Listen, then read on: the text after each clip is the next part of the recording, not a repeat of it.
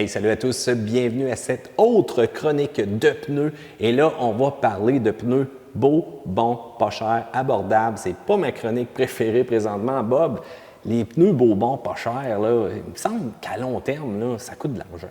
Dans le fond, on pourrait dire que c'est les pneus les moins chers à l'achat, mais les plus chers à rouler, Mathieu. Puis comment ça? Pourquoi? À l'achat, c'est pas cher, mais dans le fond, ça fait beaucoup moins de kilométrage que d'un pneu premium. Puis ça, souvent, on va être obligé de les changer plus rapidement, donc de redépenser encore un montant assez impressionnant pour se rééquiper en pneus. Puis ça, c'est sans compter les pneus qui bossent, les pneus qui se déforment. Fait que là, Bob, tu m'as choisi les moins pires de la gang. Ouais. Ceux-là avec lesquels on a du service, puis on va être capable de vous le changer, puis qu'on ne sera pas pris pour attendre le prochain bateau ou le prochain conteneur de Chine. Là, hein? Exact. Parfait, on commence tout de suite avec des pneus Kelly. Je me rappelle de ça, des pneus de camion. Moi, j'ai roulé ça dans le temps. Ça se défaisait un petit peu là, sur les cailloux dès qu'on sortait là, dans de la gravelle. Là. Ouais. Mais présentement, ce produit-là, il est sur le marché de mémoire, c'est sa 3e saison. Kelly Edge, dans le fond, ils font des pneus auto, des pneus VUS et des pneus de camionnette. Sincèrement, rapport qualité-prix, c'est honnête. On est capable d'avoir du service. C'est une sous-marque qui est distribuée par Goodyear. Super bon produit, sincèrement. Ah oui, super bon produit dans l'abordable. Dans l'abordable, on pourrait dire qu'on est dans le tiers 3 présentement. Là. On est dans l'entrée de gamme. Moi, j'irais avec D, mais bon. Mais je remarque aussi quand même, le dessin est assez intriguant. Le côté aussi au niveau du pneu semble assez fort pour prendre quand même un virage avec aisance. Puis on a un dessin qui est quand même à jour aussi. Là. Exact. Mais quand je mets la main sur la gomme, je le sens que ça n'a pas trop de mordant. C'est exactement ça. Puis, comme on peut voir avec le suivant qu'on parlait, le Firestone, on voit que c'est plus rond. C'est pas un méchant produit, mais c'est pas adapté à tous les types de voitures. C'est bien important de poser les bonnes questions, premièrement. Oui, si on a un Corolla à faire, un Rio, un Civic. Toutes des petites dimensions, 13, 14, 15 pouces, qu'on roule encore parce que c'est des véhicules qui durent 10-15 ans. Là. C'est en plein ça. Le roulement, il est correct, c'est juste que ça a moins de durabilité. Si on regarde justement le Firestone un petit peu plus en détail, je remarque encore une fois l'épaulement un petit peu plus rond, un petit peu plus doux. Et ça, c'est vraiment le dessin classique, standard de Firestone. Là. D'après moi, là, le dessinateur ne s'est pas trop cassé la tête. Il dit, je vais mettre une ligne à quelque part de plus.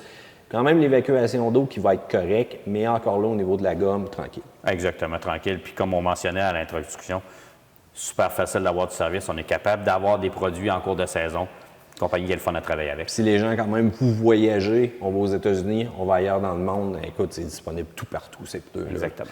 Sailun, compagnie qui est quand même basée du côté canadien. On voit qu'on réalise quand même beaucoup de tests ici. J'ai été quand même assez impressionné de les voir présents aussi sur les réseaux sociaux, sur les réseaux YouTube de ce monde. Je déteste encore une fois le côté qui a l'air vraiment très lisse. Puis c'est ça un peu des fois qui va causer de l'usure puis causer un petit peu d'inconfort au niveau du pneu. Mais encore là, du support, la disponibilité, puis un pneu qui est extrêmement abordable. Là. Effectivement. Là, on a amené présentement ici le Touring LS, mais dans les dimensions qu'on a amenées, on aurait pu amener, exemple, un SH402, on aurait pu amener un Z4AS. Ils font beaucoup de produits. Ceylon, c'est une super belle compagnie. Ils font des pneus de performance, ils font des pneus hors route, des pneus de camionnette. Puis en plus, cette compagnie-là a une garantie assistance routière à zone de route qu'on appelle, là, jusqu'à 2,32e. Fait que tu sais, c'est pas à négliger, là. Je pensais que tu disais assistance routière avec le remorqueur, mais on s'entend, vous crevez un pneu. Une crevaison de pneu. On vous le remplace tout simplement. C'est ça. Le client va payer la partie qu'il a d'usé, puis on remplace le pneu. Celui-là, il est assez particulier parce qu'on a essayé de le laver plusieurs fois, puis on dirait que c'est quasiment impossible.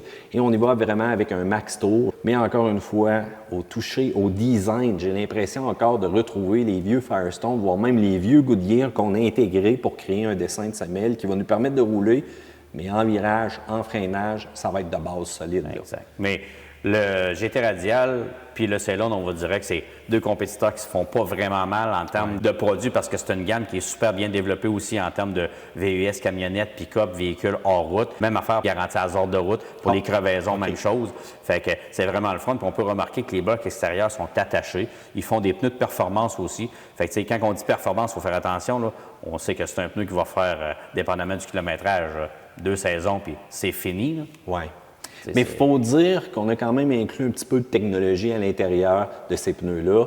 Mais encore une fois, d'après moi, ça joue vraiment sur la composition de la gomme. Bob, on le sent, on le voit même au toucher. Puis bon, si vous êtes pris avec un budget un peu serré, c'est la sélection qu'on vous recommande. Exactement. C'est pas le premier choix qu'on va offrir aux gens, mais selon le moyen, c'est un mal nécessaire, comme on pourrait dire. Ça n'en prend. Parfait. Bob, merci beaucoup. Je vous rappelle que la qualité des pneus, c'est quand même important. Là, on vous a présenté les moins pires de la gamme abordable. C'est sûr que si vous pouvez débloquer un petit peu plus de budget, bien regardez les autres chroniques de pneus qu'on a fait. Vous allez voir, c'est très important. C'est pour la sécurité de vous, de vos occupants à l'intérieur du véhicule et bien entendu aussi de la santé de votre véhicule. Il n'y a rien de pire que de froisser un pare-choc. Sur ce, section commentaires ci-dessous, faites un pouce en l'air parce que vous aimez cette chronique-là. Abonnez-vous à Question Auto et on se revoit une autre fois.